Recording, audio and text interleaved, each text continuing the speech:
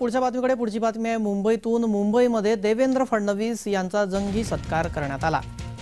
प्रवीण दरेकर आयोजित धन्यवाद देवेंद्रजी सहकारी गृहनिर्माण संस्थांबाबत अनेक फायदेशीर निर्णय घेण्यात आले।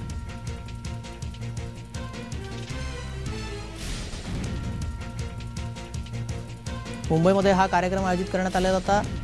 आमदार प्रवीण दरेकर यांच्या हस्ते या कार्यक्रमाचं आयोजन करण्यात आलेलं होतं। यामध्ये उपमुख्यमंत्री देवेंद्र फडणवीस यांचा सत्कार करण्यात आला।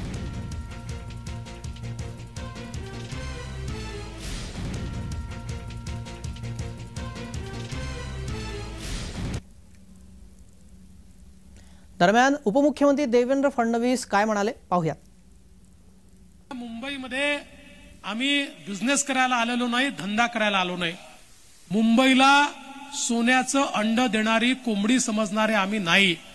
ही मुंबई सामान्य श्रमिकाच्या श्रमाने उभी झालेली मुंबई आहे। ही मुंबई जे 10-20% लोक चकचकीत इमारतीत राहतात ही त्यांची मुंबई नाही आहे। ज्यांनी आपल्या श्रमानं आपलं छोटंसं घर तयार केलं त्याची ही मुंबई आहे। पण दुर्दैवाने आमचे राज्यकर्ते अनेक वर्ष हे विसरले। वर्षानुवर्ष राज्य केलं, बीएमसीत राज्य केलं, अनेक ठिकाणी राज्य केलं, पण त्यांना कधी या सामान्य माणसाचा विचार पडला नाही। कारण त्यांना हे वाटायचं हा जो सामान्य माणूस आहे, चाळकरी आहे, हा जो छोटा छोटा घरांमध्ये राहणारा व्यक्ती आहे, जो झोपडीमध्ये राहणारा व्यक्ती आहे, हा तर आमची वोट बँक आहे। हा जातो कुठे? याला आम्ही काही दिलं नाही, नुसती आश्वासनं दिली तरी हा आमच्या मागेच येणार आहे। वर्षानुवर्ष निवडणुका आल्या की तीच आश्वासनं द्यायची, निवडणुकीमध्ये जिंदाबाद मुर्दाबादचे नारे लावायचे आणि निवडणुका संपल्या की त्यांना विसरून जायचं। पुढची निवडणूक आली की पुन्हा त्याच सभा, तीच भाषणं, असं 25 वर्ष तुम्ही बघितलं। पण गेल्या 10 वर्षामध्ये पहिले 5 वर्ष आणि आताचं 1.5 वर्ष हे आम्हाला मिळाल्याबरोबर जेवढे जास्तीत जास्त निर्णय घेता येतील ते निर्णय आम्ही घेतले। कारण आम्ही निश्चितपणे या ठिकाणी तुमच्याकरता काम करतोय, सामान्य माणसाला घर देण्याकरता काम करतोय।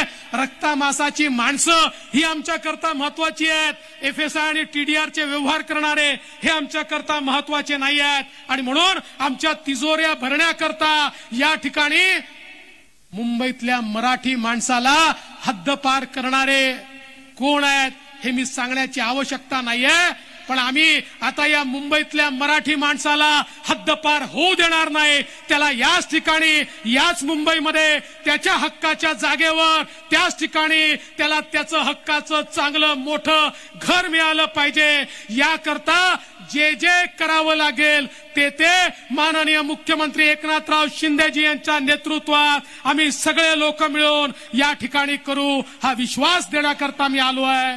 बंधू भगिनींनो, परिवर्तन सुरू झालंय, ते दिसतंय।